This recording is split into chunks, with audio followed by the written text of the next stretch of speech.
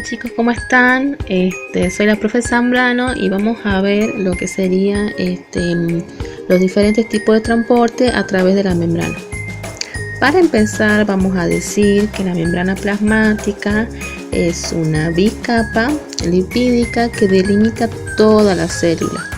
Esta estructura está formada por fosfolípidos, glucolípidos y proteínas, que lo que va a hacer rodear, limitar la forma y contribuir a mantener el equilibrio entre el interior medio intracelular y el exterior medio extracelular de la célula. También regula la entrada y salida de muchas sustancias entre el citoplasma y el medio extracelular. La principal característica de esta barrera es su permeabilidad selectiva, lo que le permite seleccionar las moléculas que deben entrar y salir de la célula. De esta forma se mantiene estable el medio intracelular, regulando el paso de agua, iones, moléculas orgánicas, a la vez que también mantiene el potencial electroquímico. Acuérdense de esto, potencial electroquímico, que hace que el medio interno esté cargado negativamente. Bien. La membrana plasmática es capaz de recibir señales que permiten el ingreso de partículas al interior. Acá lo que estamos viendo es el modelo del mosaico fluido. Este modelo se comenzó a usar en 1972 a través de Nicholson, fue el que impuso este modelo al observar la célula a través del microscopio electrónico. Bien, acá pueden ver cómo están conformados los fosfolípidos, que están yuxtaexpuestos, que quiere decir que están enfrentados, y cómo están dispuestas las diferentes proteínas que están en forma de mosaico, que quiere decir que están distribuidas por la bicapa lipídica. Ahora vamos a seguir con la composición de esta membrana. La membrana plasmática va a estar conformada por, como dije anteriormente, por proteínas, lípidos y glúcidos. Un 98% va a estar formado por los lípidos. El 98% de los lípidos presentes en la membrana son anfipáticas. En un 70% va a estar formado por los fosfolípidos. Es decir, que presentan un extremo hidrófilo. O sea, los lípidos van a tener un extremo hidrófilo que tiene una afinidad y realiza puentes hidrógenos con el agua, y otro extremo va a ser hidrófobo, que va a repeler todo el agua. Bien, o sea, no va a formar puentes hidrógenos con el agua. Vuelvo a repetir, el que se encuentra en mayor cantidad son los fosfolípidos. Bien, después tenemos los fosfolípidos. Tienen una molécula de glicerol y un ácido fosfórico y dos ácidos grasos de cadenas largas. Hay diferentes tipos de fosfolípidos que no los voy a nombrar porque los voy a marear, pero también tenemos lo que son los glucolípidos o esfingolípidos, que son lípidos de membrana constituidos por esfingosina y ácido graso, y un glúcido, bien, que es un hidrato de carbono. El colesterol representa un 20 o un 23% de los lípidos de la membrana, y son moléculas pequeñas, más anfipáticas, o sea, que quiere decir que están más cargadas de la parte polar y no polar, o sea, son polar y no polar. Acuérdense cómo estaban conformados los fosfolípidos. En comparación con los otros lípidos, que lo que tiene es un factor importante en la fluidez. Sí, o sea, el colesterol va a estar interpuesto entre medio de los fosfolípidos y le va a dar también la permeabilidad a la membrana, y además también va a regular la temperatura. Bien, es como un termorregulador. Ya les voy a explicar después por qué. Ahora vamos con los glúcidos. Estos glúcidos, que lo ven de este lado, glúcidos, van a ser del tipo glucolípido, que quiere decir un hidrato de carbono más un lípido, o glucoproteína, que quiere decir un hidrato de carbono más una proteína. Estos glúcidos mayormente son polisacáridos o oligosacáridos, y se encuentran en el exterior de la membrana formando el glucocáliz. El glucocáliz es importante para la célula porque permite lo que es el reconocimiento celular. Es como una huella digital. Y la función del glucocáliz también es dar soporte a la membrana. Bien, por ejemplo, en el trasplante de órgano es un buen identificatorio de la célula. Ahora, vamos con los componentes proteicos. Las proteínas. Las proteínas son las responsables de las funciones dinámicas de la membrana, por lo que cada membrana tiene una dotación muy específica de proteínas. La proteína de la membrana se puede clasificar según cómo se disponga en la bicapa lipídica. Tenemos las proteínas integrales, que es lo que viene en el gráfico anterior. Bien, proteínas integrales y proteínas periféricas. Dentro de las proteínas integrales vamos a tener las proteínas transmembranas. Estas proteínas transmembranas son proteínas con tienen una estructura secundaria. Bien, van a estar en forma de hélice, ¿sí? O sea que están en forma de hélices enrolladas. Son muy importantes estas proteínas porque van a constituir los canales de paso de las moléculas. Las otras proteínas, que son las proteínas periféricas, que se van a encontrar a un lado y al otro lado de la membrana, se van a unir van a estar unidas por enlaces no covalentes, o sea, por enlaces muy débiles que son separables, pero no provocan la ruptura de la membrana. Bien, quiere decir que están puestas así por encima de la membrana. Eso quiere decir proteínas periféricas. ¿Cuáles son las funciones de las proteínas? Esto ya lo explicó la profe. Tenemos 6 funciones principales, que es la de transporte, como decía recién, transporta moléculas, transporta moléculas orgánicas, iones. Tenemos otra función es participar en la actividad enzimática. También funciona como un receptor, esto más que nada en las señales de traducción de la acción hormonal. Bien, esto más que nada se da en la que sería las hormonas. No sé si habrán escuchado que es la teoría del primer y segundo mensajero, en el cual una hormona se comunica con otra hormona. También participan en el reconocimiento de la célula. Bien, marcan la identidad como está aquí. En adhesión quiere decir que se van a unir con otra célula. Va a proveer una unión intercelular. Y también va a formar parte de la estructura de la membrana y de la célula, porque va a ser un punto de anclaje para el citoesqueleto y la matriz extracelular. Bien, ahora vamos con la fluidez de la membrana. La fluidez de la membrana va a depender de la temperatura, que esta temperatura va a estar regulada por el colesterol. ¿Qué es lo que quiero decir? Por ejemplo, a temperaturas calientes mayores a 37, el colesterol limita el movimiento de los fosfolípidos, y a temperaturas frías mantiene la fluidez y evita que se empaque los fosfolípidos, eso sea que se unan. La fluidez también va a estar, la fluidez también depende de los movimientos de los fosfolípidos, que el movimiento de los fosfolípidos siempre va a ser de una manera lateral, aunque raramente una molécula hace un giro completo en forma de flip-flop. Flip-flop, así se llama, a través de la membrana. Pero la mayoría de los lípidos y las proteínas se mueven lateralmente, bien, o sea, están en constante movimiento. Y la fluidez también va a depender de la composición de los fosfolípidos, que es de los ácidos grasos que están en los extremos. Bien, ahora vamos con la permeabilidad. Para hablar de la permeabilidad de la membrana y poder así ya adentrarnos en lo que es el transporte, la permeabilidad de las membranas es la facilidad de las moléculas para atravesarlas. Esto depende principalmente de la carga eléctrica y en menor medida de la masa, o sea, del peso de esa molécula. Por ejemplo, moléculas pequeñas o con carga eléctrica neutra pasan la membrana más fácilmente que aquellas que tienen carga.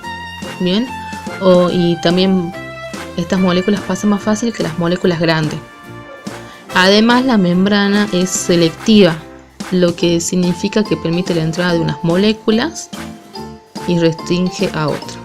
Bien, ¿de qué va a depender esta permeabilidad? De los siguientes factores, que es si es soluble en lípidos, porque acuérdense que la membrana es un mar de lípidos, del tamaño de esa molécula y de la carga, ¿sí? Y fundamentalmente también va a depender de las proteínas de membrana, porque las proteínas forman los canales. Algunas proteínas se van a comportar como canales. Por ejemplo, van a ser canales llenos de agua por donde pueden pasar sustancias polares o cargadas que no atraviesan tan fácilmente la capa, y otras proteínas van a ser transportadoras, que se unen a una sustancia de un lado de la membrana y la llevan a otro lado donde la liberan. Bien. Ahora sí, mecanismos de transporte.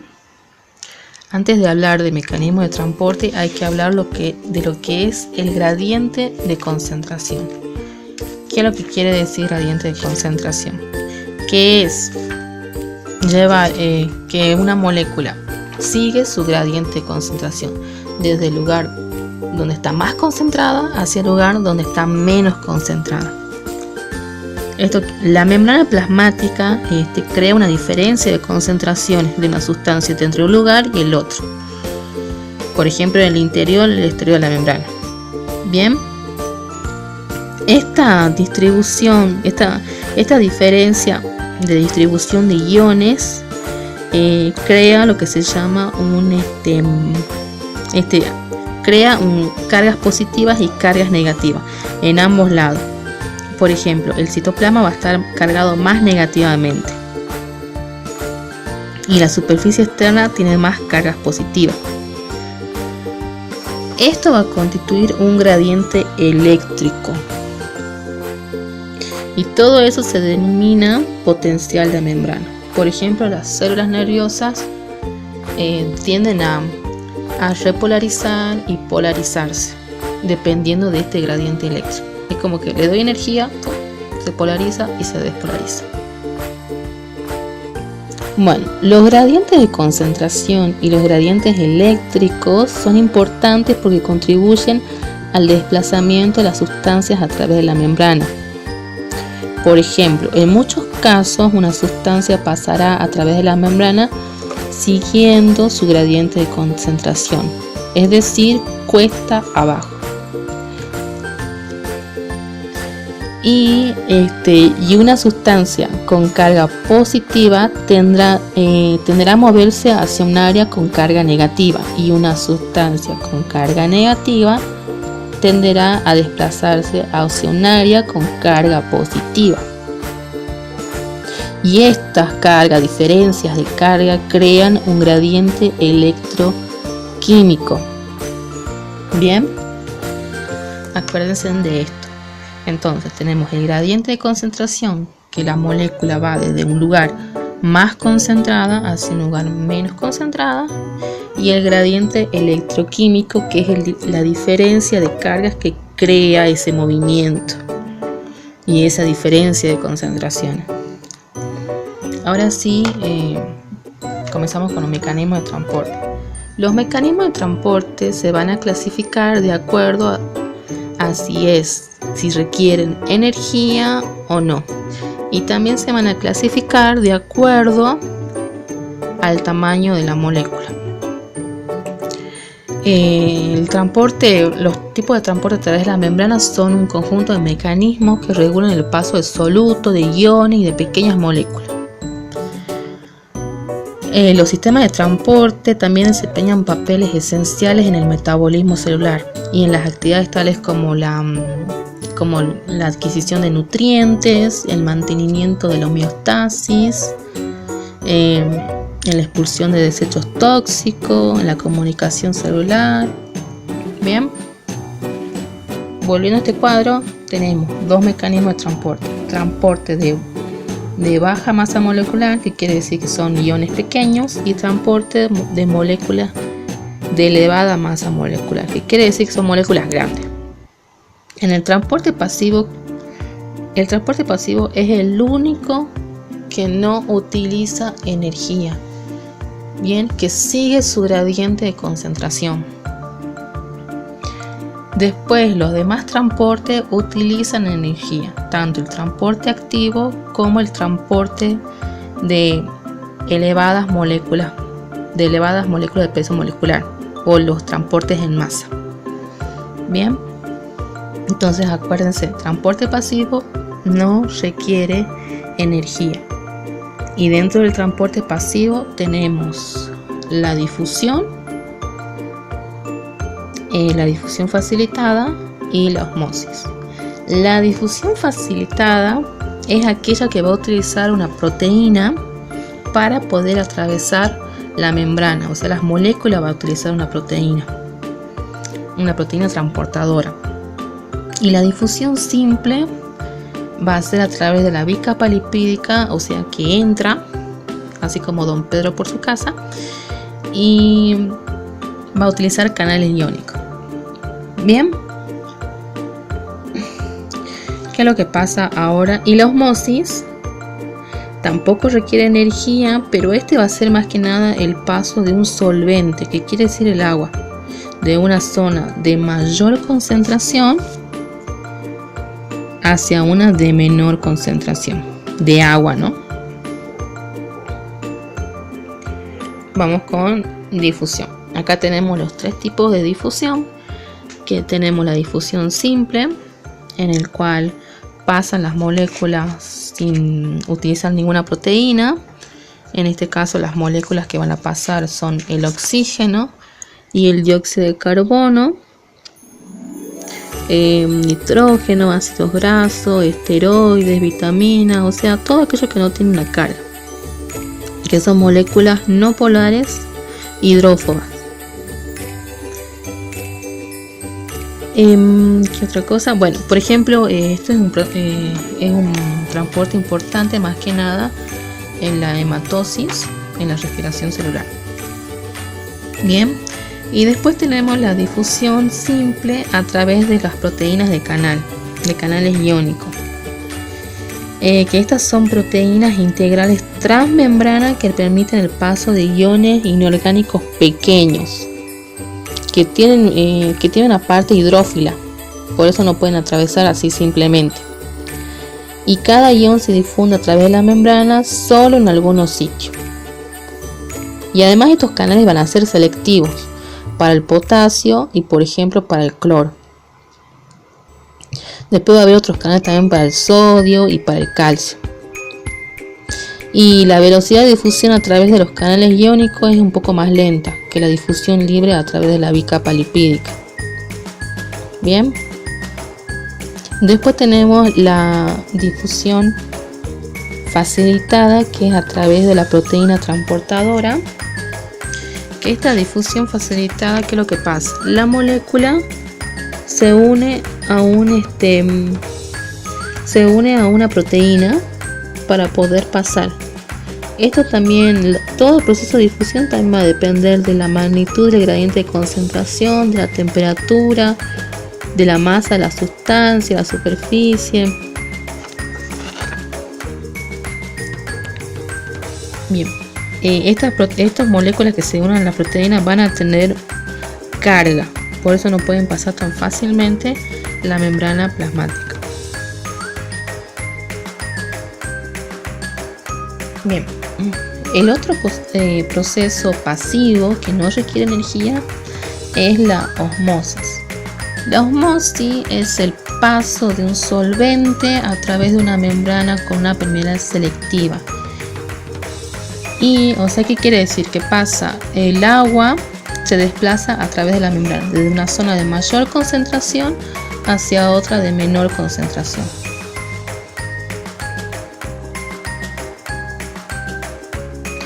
Las moléculas de agua atraviesan de dos maneras. Una, como ven en el dibujo acá de la izquierda van a atravesar una, moviéndose a través de la bicapa lipídica, ¿sí? Que va a ser como un tipo de proceso de difusión, o moviéndose a través de una proteína que se llama aquaporina, que son proteínas integrales que funcionan como canales específicos para el agua. Bien, esta diferencia, este mecanismo de la osmosis también lo que va a hacer es lo que va a hacer es ay, perdón, se me fue la palabra. Bien, perdón. La presión que ejerce el líquido, conocida como presión hidrostática, es la fuerza que las moléculas hacen para desplazarse. Bien. Y aquí vamos a hablar ya de la presión osmótica. ¿Qué es la presión osmótica? Es la presión que ejerce el movimiento de agua. Bien. Cuando hay presión osmótica, el agua no tiende a moverse. Ahora, como ven en el otro dibujo, ¿qué es lo que estamos viendo? Vemos cómo un glóbulo rojo se introduce en una solución de agua que tiene cloruro de sodio, por ejemplo. ¿Qué es lo que pasa? El glóbulo rojo continuamente está ingresando agua dentro de la célula. Para que sea un medio estable, tiene que ser una solución isotónica. ¿Qué quiere decir isotónica? Que presenta la misma concentración de solutos en su medio interno y en su medio externo. ¿Ven? Esa solución es una solución equilibrada. Entra la misma cantidad de agua, tengo la misma cantidad de agua dentro y afuera. Bien, y la célula está súper bombi. Después tenemos la solución hipotónica. ¿Qué quiere decir? Hipotónica, que contiene menor cantidad de soluto, por ende menor concentración. ¿Qué es lo que pasa en este caso? Entra el agua en el glóbulo rojo y se destruye la solución hipotónica. ¿Ven? Porque entró ¿cuánto? Entró demasiada agua. ¿Ven? Por eso se produjo una lisis. O sea, quiere decir que está hemolizado. En el caso del glóbulo rojo, lisis se da para las otras células y hemolizado para el glóbulo rojo. Y una solución hipertónica, como ven aquí, es cuando contiene mayor cantidad de solutos, por ende menor concentración. ¿Y qué es lo que pasa? Vemos cómo el agua sale del glóbulo rojo y esta se achicharra, una palabra, se produce una crenación. Bien, ahora vamos a ver los transportes que requieren energía. El transporte activo utiliza ATP. ¿Qué es el ATP? El ATP es el adenosín trifosfato, es un nucleótido que se hidroliza y libera un grupo fosfato. Bien, el transporte activo tenemos dos tipos, que es el transporte activo primario y el transporte activo secundario. Este transporte activo primario es fundamental en el organismo, ya que promueve también el potencial de membrana, de reposo y repolarización de la membrana. ¿Qué es lo que va a hacer? Mueve los solutos en contra de un gradiente de concentración. ¿Qué quiere decir? Si antes en el transporte pasivo movía las moléculas de una zona de mayor concentración a una de menor, ahora estas moléculas que no están muy concentradas van a querer irse a donde hay más concentración. Bien.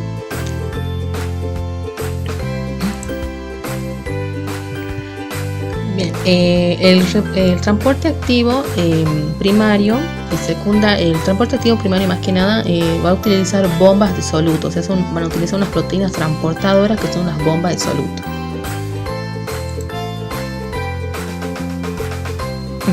Bien, transporte activo primario. En el transporte activo primario la energía viene de la hidrólisis del ATP. Y esto va a producir un cambio en la forma de la proteína de transporte. Así los solutos unidos a las proteínas, o sea los iones, son bombeados a través de la membrana. Bien, por ejemplo, ¿qué es lo que vemos acá? Vemos el gradiente de concentración de sodio. Está más concentrado en el líquido extracelular que en el citosol, y el potasio está más concentrado en el citosol que en el líquido extracelular. ¿Qué es lo que va a hacer la bomba de sodio y potasio? Introducir sodio y sacar potasio. Introducir potasio y sacar sodio. Como decía, salen 3 moléculas de sodio y entran 2 de potasio. Sale el sodio, entra potasio. Y qué es lo que hace es mantener la concentración. Bien, ¿por qué? Porque hay más concentración de potasio adentro de la célula que afuera. Bien, este proceso de la bomba de sodio y potasio son 6 pasos, en el cual la proteína que ven aquí, que está en el medio, esa de color lila, se llama una proteína ATP-pasa, en la cual va a cambiar su estructura a medida que se produce la hidrólisis del ATP. ¿Qué es lo que pasa? Los iones se mueven de un lugar de mayor concentración a uno de menor, siguiendo su gradiente eléctrico, que es la diferencia de carga eléctrica. Por ejemplo, el sodio y el potasio son positivos, y el sodio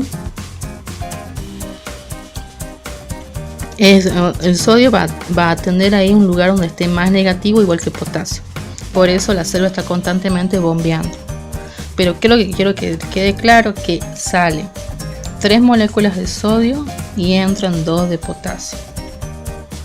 Y el ATP se transforma en ADP. Bien, o sea, se produce una hidrólisis, pierde un grupo fosfato. Esta hidrólisis del ATP va a ayudar al transporte activo secundario. Y por supuesto, el transporte activo primario requiere energía. Y es importante más que nada porque promueve el impulso de las células nerviosas en lo que sería el reposo y repolarización de la membrana.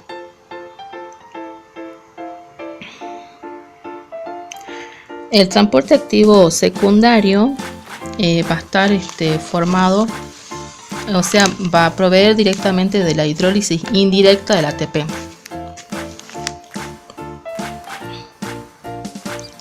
El transporte activo secundario depende de un gradiente iónico creado por el transporte activo primario. La energía almacenada en el gradiente iónico es usada indirectamente para conducir el transporte de otros solutos. ¿Qué quiere decir de esto? Después que se produce la bomba de sodio y potasio, o sea que se produjo la hidrólisis, en el mismo momento también se está produciendo el transporte activo secundario. Porque sale sodio, y el sodio, cuando quiere volver a ingresar a la célula, también lo va a hacer a través se va a unir también con otra molécula. Bien, el transporte activo secundario utiliza la energía acumulada en el gradiente de concentración del sodio. ¿Se acuerdan que hace rato el sodio salió? Bueno, ahora va a querer volver a entrar de nuevo. Entonces se va a unir a otra proteína transportadora de forma simultánea, y ahí, dependiendo de cómo la proteína introduce, vamos a tener un cotransporte, que este cotransporte transporta a más de una sustancia a la vez, y un contratransporte.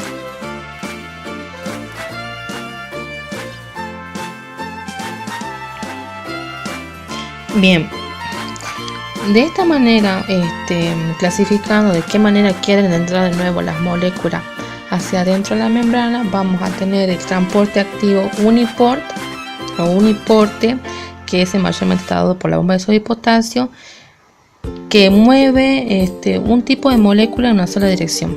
Bien, entra una molécula y se lo saca de nuevo.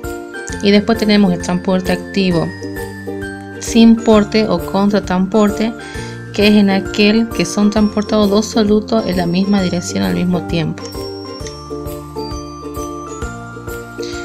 Y los antiportadores ocurre cuando dos solutos son transportados en direcciones contrarias al mismo tiempo. Ven, como ven acá en el dibujito, como una molécula entra, otra sale. En el sin-porte las dos entran al mismo tiempo. En el uniport entra para adentro. Bien. Antiportadores, por ejemplo, el calcio y el hidrógeno van a ir hacia afuera de la célula. Y en los sin portadores, la glucosa y los aminoácidos van a querer entrar a la célula. Ahora vamos con el transporte en masa. Este transporte en masa es un transporte activo que requiere energía y que va a transportar grandes moléculas. Este transporte tenemos el que va a ser de tipo endocitosis, que quiere decir que introduce moléculas hacia adentro de la célula, y exocitosis, que quiere decir que saca hacia afuera. Bien, y después tenemos la transitosis, que mayormente se da en los capilares sanguíneos. Endocitosis. La endocitosis va a ser el movimiento de sustancias a través de vesículas hacia adentro de la célula. Vamos a tener la endocitosis mediada por receptores, que quiere decir que se une a un receptor específico de los poros, y va a incorporar diferentes moléculas. Bien. En la endocitosis mediada por receptores permite a la célula adquirir cantidades masivas de sustancias específicas, incluso aquellas sustancias que no están demasiado concentradas en el líquido extracelular. Por ejemplo, las proteínas receptoras habitualmente están agrupadas en regiones de la membrana denominadas fosas recubiertas. ¿Y qué es lo que hace? Se unen a un receptor ligando. ¿Qué quiere decir receptor ligando? Que es un receptor específico. Bien, y cuando la unión se produce, esta fosa forma una vesícula que contiene las moléculas de ese receptor específico. Después la vesícula ingresa y digiere el material después que la vesícula ingresa, recicla los receptores hacia la membrana plasmática. Bien, y después tenemos la fagocitosis, en la cual una célula engloba una partícula, o sea, la envuelve como pseudópodos que se extienden alrededor de ella y la empaqueta para adentro, o sea, dentro de una bolsa delimitada.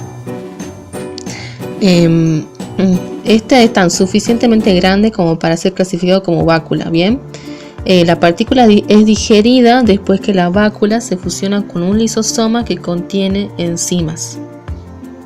¿Qué quiere decir? De que la célula es como que come. Bien, introduce sustancias hacia adentro, y este tipo de fagocitosis es muy importante en la inmunidad. Por ejemplo, los macrófagos hacen fagocitosis. Después tenemos la pinocitosis, en la cual la célula va a englobar gotitas de líquido extracelular en minúsculas vesículas. O sea, ¿qué quiere decir? Que la célula ingiere el líquido que ella considera que están disueltas en el medio extracelular. Y esta pinocitosis no es específica con respecto a la sustancia que transporta.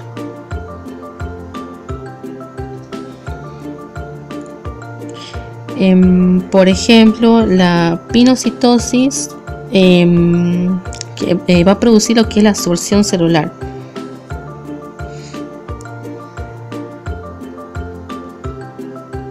Bien, y en la exocitosis ¿qué es lo que va a hacer? La célula va a sacar moléculas grandes para afuera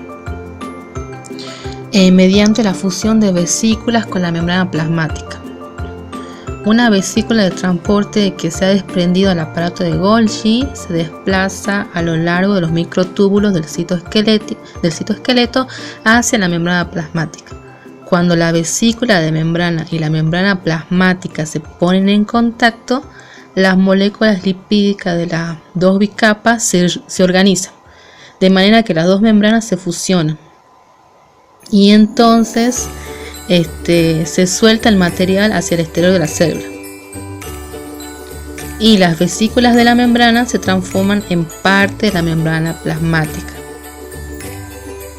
Por ejemplo, muchas células secretoras utilizan la exocitosis para exportar sus productos. Por ejemplo, ciertas células en el páncreas, cuando fabrican la hormona insulina y la secretan en la sangre. Otro ejemplo es la neurona o las células nerviosas que utilizan la exocitosis para liberar los neurotransmisores que actúan como señales para otras neuronas o señales musculares.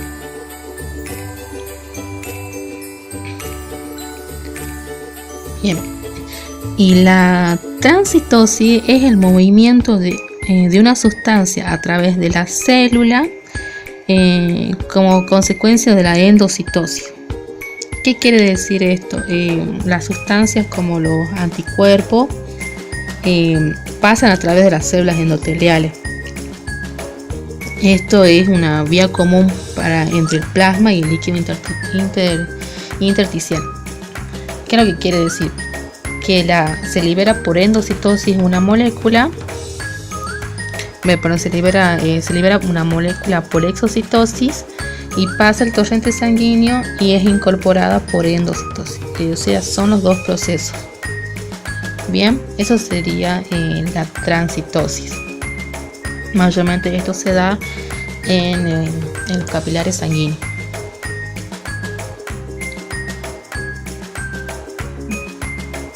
Bien, y acá tenemos todos los mecanismos de transporte de membrana, que fue lo que fui explicando. Algunos se deben haber dormido con el video, pero bueno, acá les estoy mostrando. Por ejemplo, tenemos la difusión, que la A va a ser una difusión simple en el cual pasa la bicapa, las moléculas pasan la bicapa sin utilizar ninguna proteína. Después tenemos la difusión facilitada, que utiliza una proteína transportadora.